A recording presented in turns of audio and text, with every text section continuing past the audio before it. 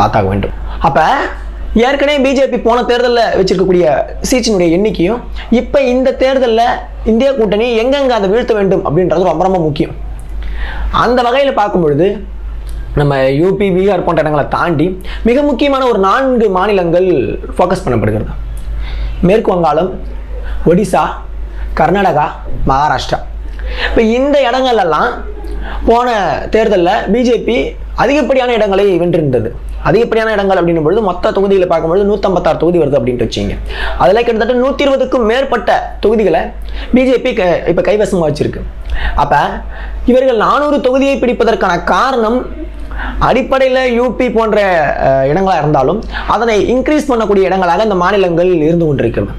என்னதான் மேற்கு வங்கத்தில் மம்தா அவர்கள் வலிமையாக இருந்து கொண்டிருக்கிறார்கள் அப்படின்னு சொன்னாலும் அவங்க போன தடவை கிட்டத்தட்ட 16-18 சீட்டு கிட்ட பிடிச்சாங்க பிஜேபி.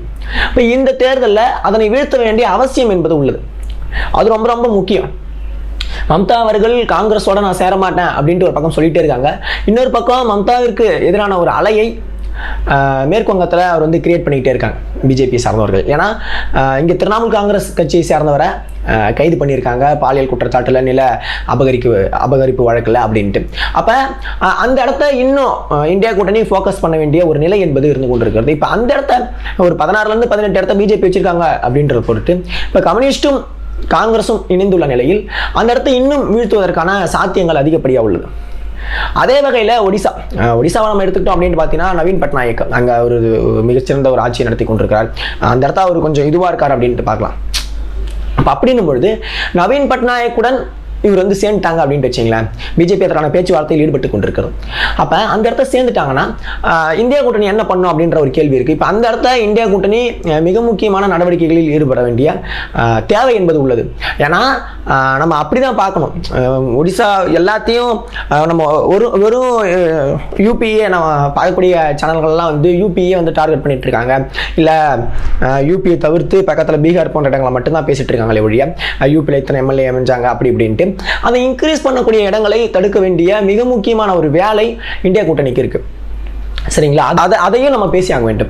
அப்போ அப்படின்னும் பொழுது இங்கே என்ன ஆகும் அப்படின்ற ஒரு கேள்வி இருக்கு.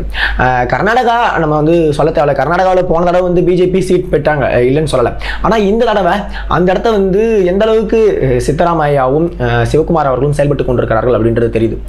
அவங்களுடைய முன்னெடுப்புகள் எந்த அளவுக்கு கர்நாடகாவை இன்னும் மேம்படுத்தி கொண்டிருக்கிறது அப்படின்றது நமக்கு அப்பட்டமாக, ஏன்னா பக்கத்தில் இருக்கிறதுனால அப்டேட் நியூஸ் நல்லாவே வந்துட்டு இருக்கு. அப்போ அப்படி இருக்கக்கூடிய நிலையில் கர்நாடகாவில் போன தடவை மாதிரி பிஜேபியால் இந்த தடவை சீட்டை கைப்பற்ற முடியுமா அப்படின்ட்டு கேட்டால் கிடையவே கிடையாது. அப்போ இதில் வந்து மிகப்பெரிய ஒரு அடி என்பது விடுவதற்கான வாய்ப்பு இருக்குது கர்நாடகா போன்ற இடங்கள். நம்ம மகாராஷ்டிரா எடுத்துக்கும் பொழுது மகாராஷ்டிராவில் அதிகப்படியான தொகுதிகளை பிஜேபி எடுத்துக்கிறதா முக்கியமான செய்திகள் வந்துள்ளது. என்ன அப்படின்ட்டு பார்த்தீங்கன்னா அந்த இடத்த அஜித் பவார் சரத்பவார் கிட்ட இருந்து பிரிஞ்சு இப்படி வந்துட்டாரு. அதே மாதிரி இது சிவசேனாவையும் உடச்சி ஷிண்டே அணியை இது பண்ணிட்டாங்க. இப்போ இப்படி இருக்கக்கூடிய நிலையில் இவங்களுக்கு தான் ஆனால் சின்னத்தை ஒதுக்கியிருக்காங்க. யாருக்கு? அஜித் பவாருக்கும் ஷிண்டே அணிக்கும் தான் அவருடைய கட்சியினுடைய சின்னத்தை தேர்தல் ஆணையம் மூலயமா அவங்க கைப்பற்றி வச்சுக்கிட்டாங்க. இருந்த போதும் பிஜேபி என்ன பண்ணுது அப்படின்ட்டு பார்த்தீங்கன்னா அதிகப்படியான தொகுதிகளை நாங்கள் தான் வந்து போட்டிடுவோம் அப்படின்னு சொல்கிறாங்க. அந்த இடத்த சிவசேனா ஒரு முக்கியமான கட்சியாக பார்க்கப்படுகிறது. அதே நேரத்தில் அஜித் பவார் போன்றவர்களும் ஆனால் பிரிந்ததின் காரணமாக அவர்களுக்கான வாக்கு வங்கி என்பது கணிசமாக குறைந்துள்ளது. அது ரொம்ப ரொம்ப முக்கியம். மகாராஷ்டிராவை பொறுத்த வரைக்கும் உண்மையான கட்சியாக இல்லை மக்கள் மனதில் உண்மையாக நிற்கக்கூடியவர்களாக அங்கே இருக்கக்கூடிய சரத்பவார் அவர்கள் இருந்து கொண்டிருக்கிறார் அப்படின்றத நம்ம புரிஞ்சுக்கணும். கட்சியும் இந்த சின்னமும் போனதின் காரணமாக ஒட்டுமொத்தமாக இவங்க பக்கமே எல்லாம் சாஞ்சிட்டாங்களா அப்படின்னு கேட்டால் கிடையவே கிடையாது. அப்போ அந்த இடங்களில் பிஜேபி நாங்கள் அதிகப்படியான தொகுதியில் போட்டிடுறோம் அப்படின்ட்டு சொல்கிறாங்க. இப்போ அந்த இடத்த என்ன பிஜேபிக்கு சவால் அப்படின்ட்டு பார்த்தீங்கன்னா உண்மையான, அதாவது நமக்கு தெரியும் இங்கே யார் வந்து இப்போ ஏடிஎம்கே வச்சுக்கிட்டாலே நமக்கு வந்து பார்த்துக்கலாம் எந்த அளவுக்கு இங்கே வந்து பிரிஞ்சு போயிருக்காங்க, எந்த அளவுக்கு ஆள் மாற்றம் நடந்து கொண்டிருக்கிறது, யார் உண்மையான ஆளாக இருந்து கொண்டிருக்கிறார்கள், உண்மையான ஆள் இருக்காங்களா இல்லையா அப்படின்றத அடுத்த கட்சம். ஆனால் யார் இது நாள் வரைக்கும் கட்சிக்காக உழைச்சாங்க அப்படின்றத பூரா நம்ம இங்கேருந்து கணிச்சிட்டு இருக்கலாம். அந்த மாதிரி அங்கே இருக்கக்கூடிய மக்களும் அதை கணித்து கொண்டிருக்கிறார்கள் அப்படின்றத நம்ம வந்து புரிஞ்சுக்க வேண்டும். அப்போ அப்படி இருக்கக்கூடிய நிலையில் அங்கே வந்து சரத்பவார் போன்றவர்களும் சிவசேனா காங்கிரஸ் இவங்க எல்லாம் இணைந்து மிகப்பெரிய ஒரு மெகா கூட்டணியை அந்த இடத்த உருவாக்கியிருக்காங்க அப்படின்றத பார்க்க முடியுது. தொகுதி பங்கீடுகள்லாம் அங்கே சுமூகமாக முடிஞ்சிருக்கு. இப்போ இந்த நிலையில் அந்த இடத்த பிஜேபிக்கு மிகப்பெரிய ஒரு நெருக்கடி வருது. இப்போ என்னன்னா 156 இடங்களில் 120க்கும் மேற்பட்ட இடங்களை இப்பொழுது பிஜேபி கையில் வைத்திருக்கக்கூடிய நிலையில் இப்போ நம்ம பார்க்கிற பொழுது எந்தெந்த இடத்துல சவால் வருது அப்படின்னு நமக்கு நல்லாவே தெரியுது. கர்நாடகா போன்ற இடங்களில் மிகப்பெரிய ஒரு இக்கட்டான நிலை என்பது வந்து கொண்டிருக்கிறது. அதே நிலை தான் வந்து மகாராஷ்டிரா போன்ற மாநிலத்திலையும் மேற்கு வங்கத்திலையும். ஆனால் ஒடிசா கொஞ்சம் வந்து ஒரு ரிஸ்கான இடம் தான், அது வந்து நம்ம சொல்ல முடியாது. ஏன் அப்படின்னு பார்த்தீங்கன்னா, இல்லை நான் மொத்தமாக ஆதரவாக பேசுகிறேன் அப்படின்ற மாதிரி வந்து போயிடும். ஆனால் உண்மையான கள நிலவரம் என்னமா இருக்கும் அப்படின்னு பார்த்தீங்கன்னா, ஒடிசாவில் ஒரு கேள்விக்குறியாக தான் இருந்து கொண்டிருக்கிறது அப்படின்றத நம்ம வச்சுப்போம். அந்த இடத்துல நவீன் பட்நாயக் ஒரு வேலை பிஜேபியோட சேர்ந்தாருன்னா அது அவர்களுக்கு வலிமை கூட்டக்கூடும் அப்படின்றதான் உண்மையான ஒரு தகவலாக பார்க்கப்படுகிறது. ஆனால் இந்த இடத்த அப்படி இல்லை. மேற்கு வங்கத்தில் அப்படி இல்லை. மேற்கு வங்கத்தில் மிகப்பெரிய ஒரு காம்படிஷன் இருக்கும் அப்படின்ட்டு சொல்லப்படுகிறது. ஏன் அப்படின்னு பார்த்தீங்கன்னா, மம்தா அவர்களும் போட்டி போடுறாரு. இந்த பக்கம் கம்யூனிஸ்டும் காங்கிரஸும் இணைந்ததின் காரணமாக பிஜேபியினுடைய வாக்குகளும் சிதறுவதற்கான வாய்ப்புகள் என்பது இருந்து கொண்டிருக்கிறதாக நம்ம வந்து பார்க்க முடியும். ஏன்னா கம்யூனிஸ்டினுடைய கோட்டையாக இருந்த இடம் தான் அது. அப்போ இவங்க காங்கிரஸோட இணையும் பொழுது இன்னும் ஒருவேளை சீட் குறையிறதுக்கான வாய்ப்பும் இருந்து கொண்டிருக்குது அப்படின்னு. ஏன்னா 18 இடங்கள் அப்படின்னும் பொழுது ஒரு 18லிருந்து ஒரு 5 இடங்களுக்குள்ளேயோ இல்லை ஒரு 6 இடங்களுக்குள்ளேயே சுருக்கிட்டா அது இன்னும் அவர்களுக்கான ஒரு வெற்றி வாய்ப்பாக பார்க்கப்படும். அப்போ ஒட்டுமொத்தமாக நம்ம எல்லா தொகுதியையும் கணக்கிட்டு பார்க்கும்பொழுது 156ல் 120க்கு மேற்பட்ட இடங்களை வச்சிருக்காங்க அப்படின்ட்டு போகும்போது 120லிருந்து இவர்களை 60க்குள்ளாக ஒரு 60-50க்குள்ளாக மொத்தமாக நான் சொல்றது இந்த 4 மாநிலங்களையும் 4 ஸ்டேட்லையும் 60க்குள்ளாக சுருக்கிட்டேன்னா இது காங்கிரஸுக்கு மிகப்பெரிய ஒரு வெற்றி வாய்ப்பாக அமையும் அப்படின்றத நம்ம வந்து புரிஞ்சுக்க முடியும். ஏன்னா எந்த அளவுக்கு யூபி போன்ற இடங்கள்ல அகிலேஷோட ராகுலினுடைய கூட்டணி என்பது இணைந்து மிகப்பெரிய ஒரு அலையை கிரியேட் பண்ணிட்டு இருக்கோம். 80ல் பாதிக்கும் மேற்பட்ட இடங்களை வந்து வாங்குவதற்கான வாய்ப்பு இருக்கு அப்படின்ட்டு சொல்லப்பட்டிருக்கும்.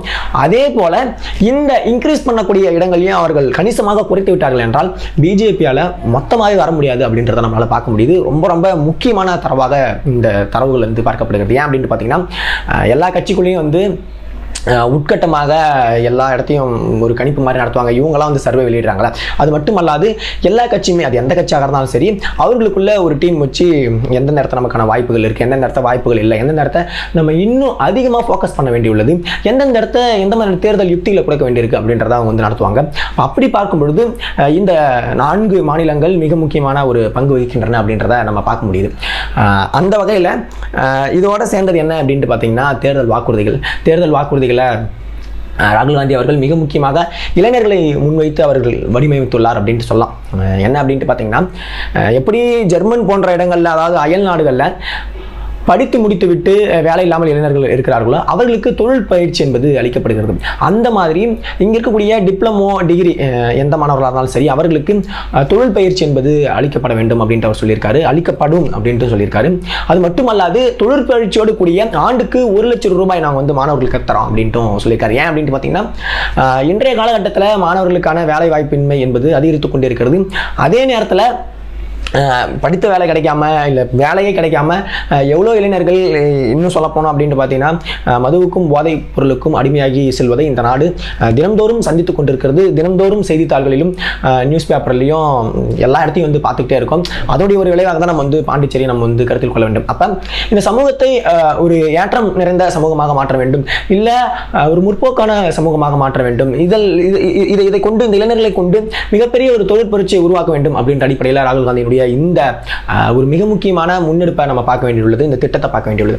அதே வேளையில் வேலை இல்லாமல் இருக்கக்கூடிய இளைஞர்களுக்கு மாதந்தோறும் 8500 ரூபாய் வந்து கொடுக்குறேன் அப்படின்ட்டும் வாக்குறுதிகள் கொடுத்துருக்காங்க.